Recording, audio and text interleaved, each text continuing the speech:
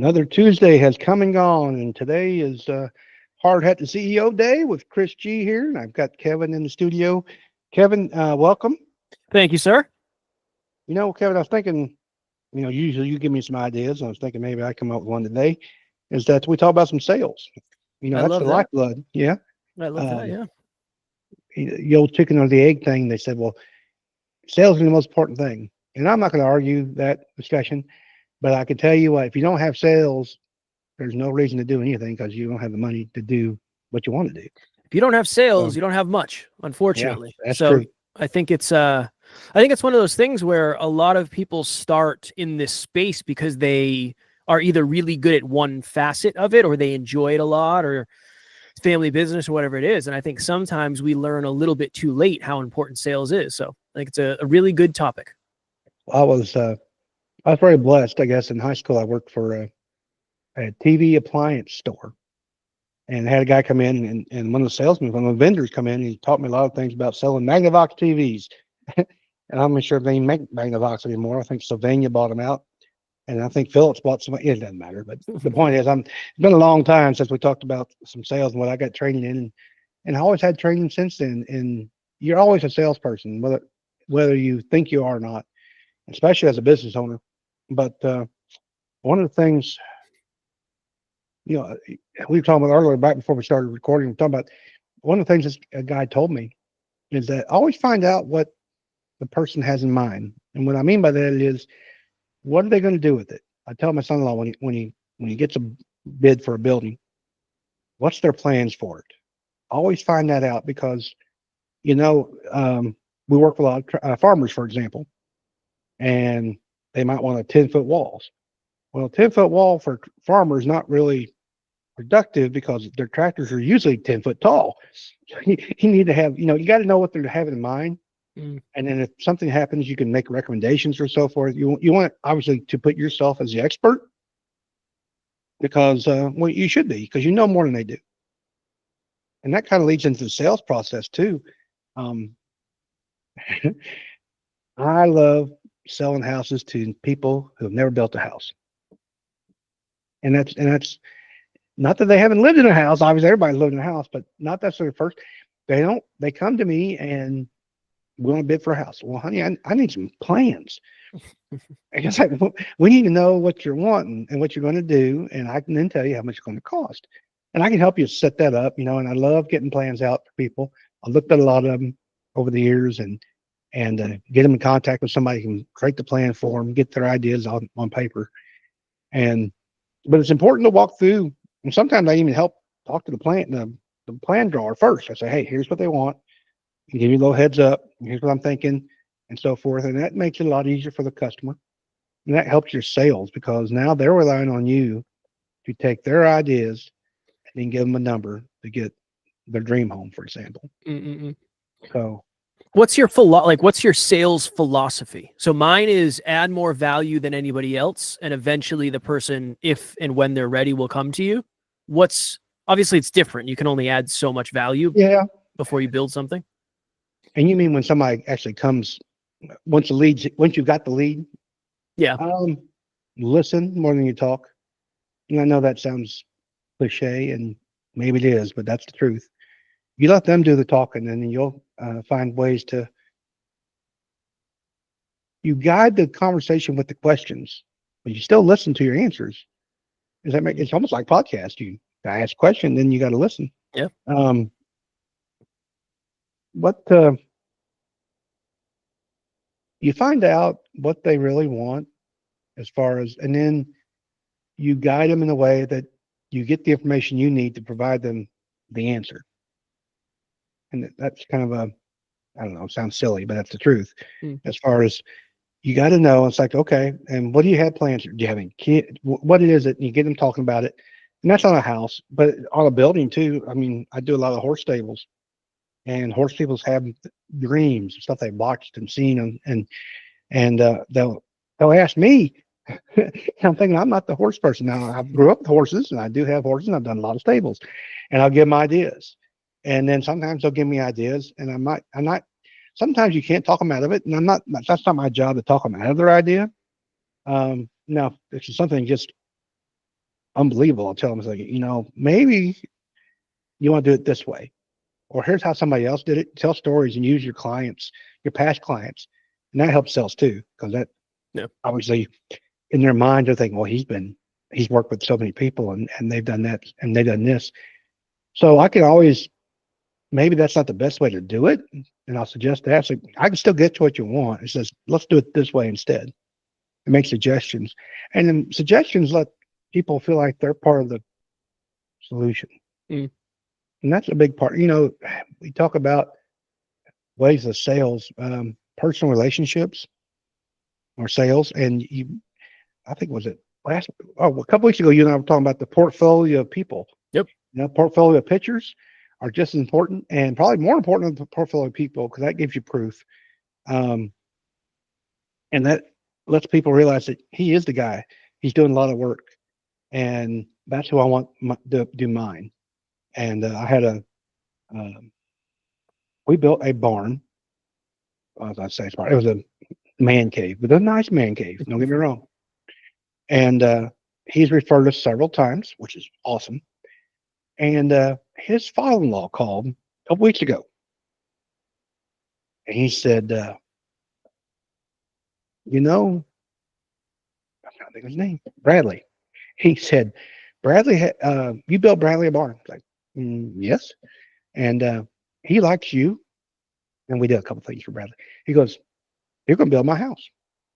Okay. And it wasn't really a question of money. And I found out that money is not really the issue for them. It's what they want and where they want it. And they have plenty of liquidity to do what they want. And then we get there and he's adding more stuff. And it's like, okay, we'll do it. But it wasn't a question of, we didn't talk about price. We didn't talk about, really didn't really talk about quality. I mean, he knows what we do. We talked about, how can this be done? Like, okay. Yeah. And can you do this? Well, sure. And that's how I do it and explain it, and those type of sales are awesome. You know what I mean? Of course I do. Yes, those are really awesome. Yeah, it's like, okay. And you get clients like that. Phil called, and I know hope Phil ain't listening. But anyway, I was talking to somebody and they said, you know what the P in Phil stands for? I said, no. They said particular. I said, really? And Phil will tell you he's pretty particular. He was a bridge builder for years.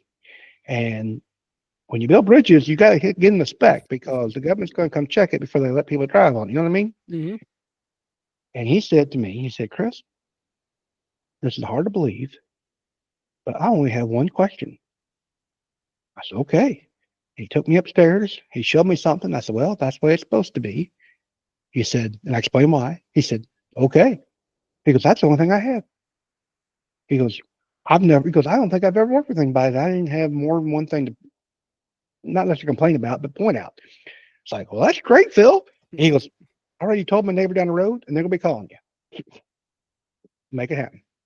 Those type of things are, anyway, I get a little sidetracked, a little excited there. It's good. It's good. Relationship selling is awesome. I think people think sales is like the one-on-one, I have to say the right thing in order to influence this person in the right direction. And I think there's just way more to sales than that. So I think that's a really good tangent, for lack of better phrasing. Something that does help with sales that people don't really think about is getting the client the money. To get them approved, get them pre-approved, offer financing to them, whatever it is, because sometimes that is the hurdle. And I love it when people say, well, I haven't talked to the bank yet. I say, don't worry about it. I'll get you a loan. And that is not the issue, except they're not going to give you a loan until we have a plan. And that is, all banks are that way. And they have to be. Mm-hmm. And the long story short is it's the bank's property until you pay for it. So they want to know what they're going to invest their money in. So, and I have access to a lot of bankers. Fortunately, my dad was a retired banker, and I know how they think and what they need. So we just, here's what they need. We're going to get it to them. And sometimes you got to help them with a budget. So in your mind, have an idea how the banks work, or in this case, you always throw out that, now we're assuming you got good credit. And when you're talking to people like that, everybody's like, oh yeah, we got, okay, fine. And sometimes I even ask myself, now, is there going to be anything surprising when we give this to the bank? And sometimes the truth comes out, but that's okay. And it's okay. There's programs out there. If you've got a job and the numbers make sense, we can get you in a house. That's not an issue. And that makes people so excited. And then that's kind of covers the fear factor. You've covered their pain point. And that's a big one you got to look at. What's their pain point? Not everybody's about money. Like the gentleman I was mentioning earlier, it was about, this is what I want. Can you make that happen? That was his pain point. Money wasn't the issue. But yeah, you want a bigger deck? Yeah, we can take that one down. It needs to be torn down anyway. Boom, make it happen. So those are kind of important things, I believe. Oh, I got a note here because I had an idea what we were talking about today, and leverage digital marketing. And we talk, and it probably comes up every other episode. It's so important. It's important, yeah. Yeah, I mean, use those pictures, use those people, tag people. The more information that a potential client can glean will make your sales so much easier, because sometimes they just don't want to ask the question to you. They're embarrassed, or they rather just, they don't feel the pressure, whether you're not being a hard salesman or not. They just feel like, I'm going into a negotiation, and they lock up. So if they can get that information ahead of time and feel like they're knowledgeable about you, what's going on, this person said this about you, they've got a 5-star rating on Google, whatever it is, use all that stuff to your advantage and make your sales process so much easier in the long run. I have a question for you. Yeah. What's the worst sales advice you've ever been given?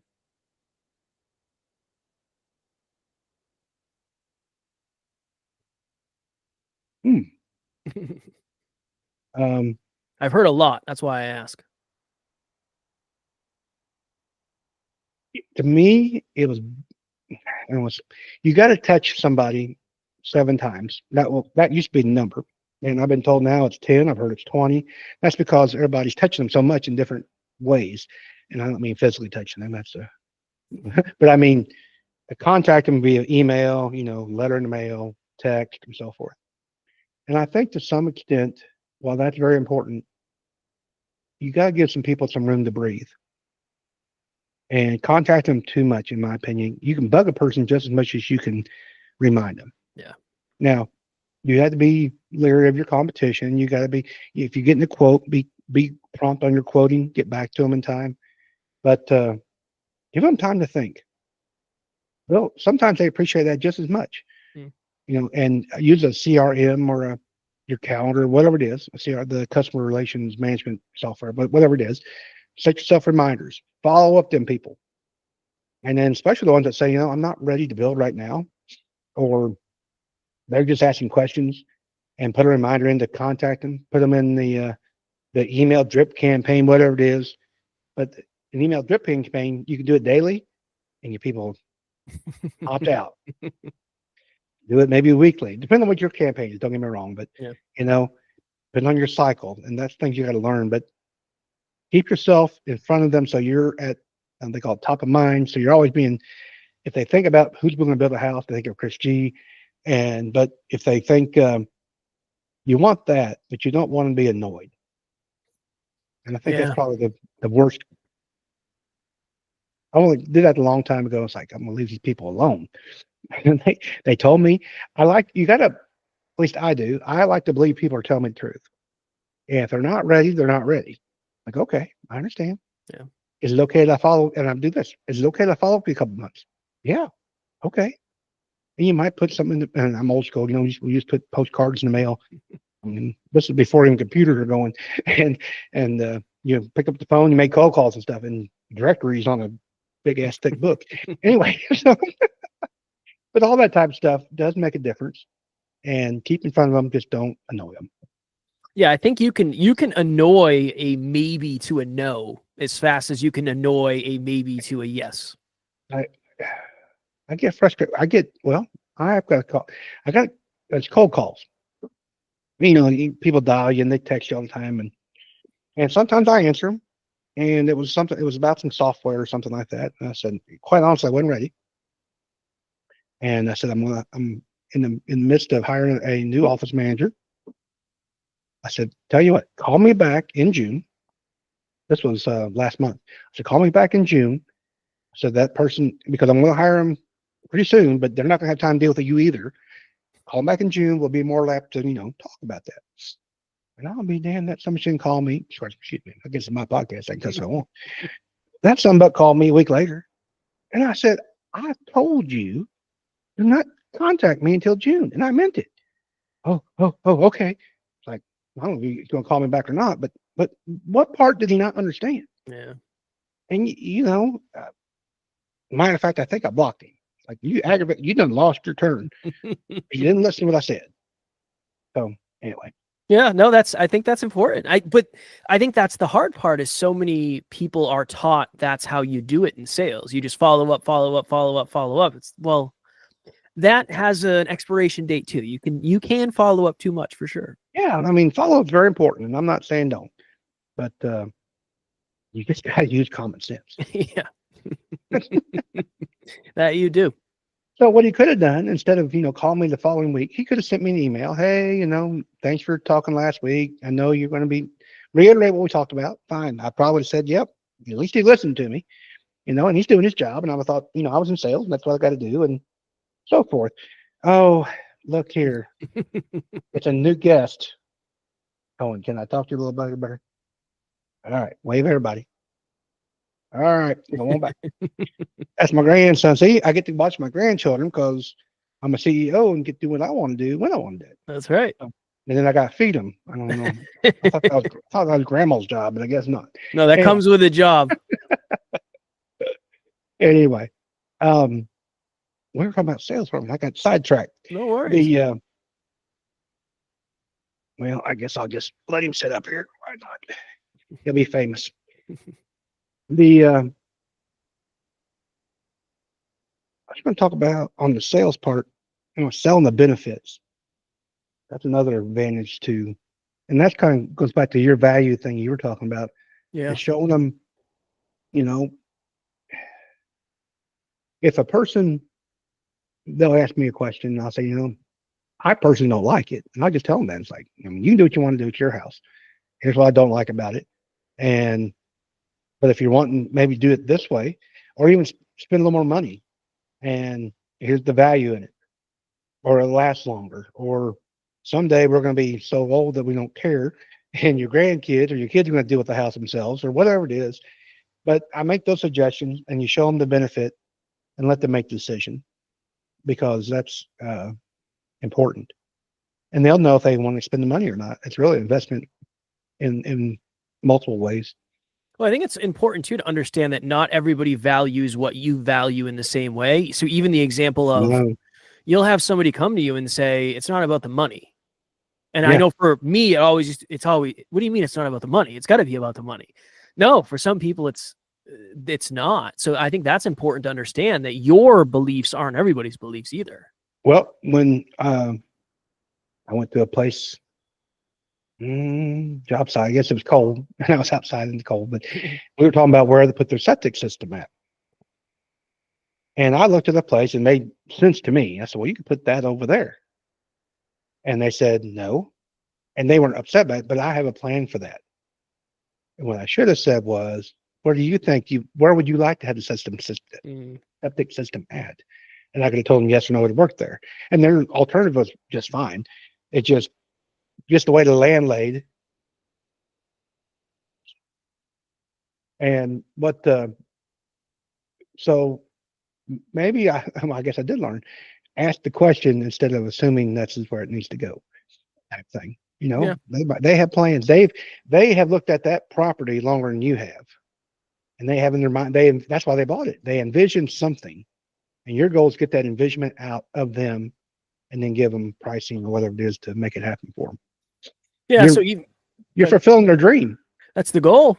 Yeah, even if you went in with a question of what's the most important for you, like flexibility on the design, the price, the time, and there's a lot of questions will give you the answers that you need to figure out whether or not it's going to work for sure. Mentioning time, contractors, they'll ask you, at least the homeowners, do you have enough time in your schedule? That's a good one. I said, well, depends on what kind of timeline you're looking for, because that makes a difference. And yeah, I'm busy. And if I'm not busy, then if you find a contractor is not busy, then he might not be the person for you, because nobody else wants him either. Yeah. So that's important to remember. That's always a good way to sell it too. It's like, yeah, I'm busy. I want to be busy, but we'll accommodate you any way we can. But I don't have enough information to give you an idea what kind of schedule I'm in. I said, sometimes I'll say, especially if it's easier here in Missouri when it's in the fall, it's cold. We're not going to pour concrete till the fall, spring anyway. Okay. Or I'm 3 months out. But it's going to take you at least 30 to 45 days just to get all this other stuff taken care of. Oh, you're right. I was like, yeah. And the best part is, you tell me yes, I'm going to go ahead and get in that schedule and get you a slot. And that way I'm not guaranteeing anything. So I'll call my subs all the time and say, listen, I got this contract. I just want you to put me a spot. I'm guessing about this much time. I got your name on it, and we can always move it around when we get closer. It's like, cool. And that's, communication when it comes to being a contractor or a business owner or in sales. Communication is the big key, and that can just happen. And tell them, don't be, I guess, the last episode we talked about, just tell them everything. Just tell them, hey, I'm 3 months out, but I'm 3 months out because I'm good and I've got a lot of customers. So we're going to make it work for you. And what kind of timeline? What's your constraints? What do I have to overcome? Find out those constraints and work towards making it happen. What would the tangible takeaway be? The hard hat to CEO takeaway from this episode? Listen more than you talk. Yeah, that's really comes down to the whole conversation. Really, I mean, we've talked a lot of different things, but when it comes down to it, when you're talking, you're asking a question, and then you listen to the answer, and it leads to probably the next question. It's like a podcast, like you said. It is like a podcast. It's like a podcast. All right, right on. Cool. All right. Well, Kevin, thank you again. This has been great. And if you guys like what we've talked about and want to discuss further with me things about sales or scheduling or whatever, especially being a hard hat to CEO, follow the link in the below in the show notes. Click on that and set up a time with me, and we will make that happen. Kevin, thank you for today. Always, buddy. All right, man. Talk to you later. Bye-bye.